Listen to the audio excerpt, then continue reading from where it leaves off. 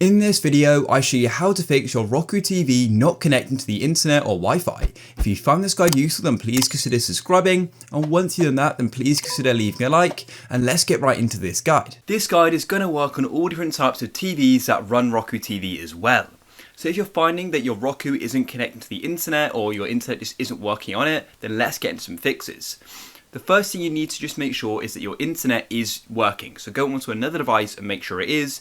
It's quite likely that it is working because of course you're watching this YouTube video. And another thing you should make sure as well is that your TV is actually close to the router. If it's really far apart and you've got like a big house, then that may be why it's not working, because it literally can't connect to it.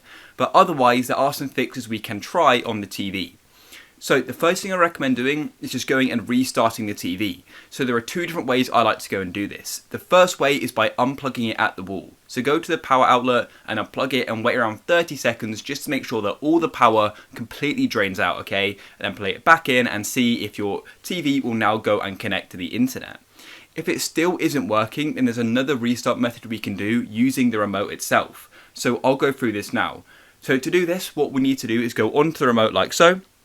And there's a key combination that we need to go and press to go and do this. And that is going to be pressing the home button 5 times. If I go and focus it, so you press the home button 5 times, you press the up button, and then you go and press the rewind button twice and the fast forward one twice. So let's go and do this now. So I'll press the home button 1, 2, 3, 4, 5, then up, then rewind twice and fast forward twice. And then as you can see, it starts going kind of random like that, and it's going to go and freeze. It's sort of frozen in between Freeview Play and home. So the restart is now happening and it's just sort of resetting everything.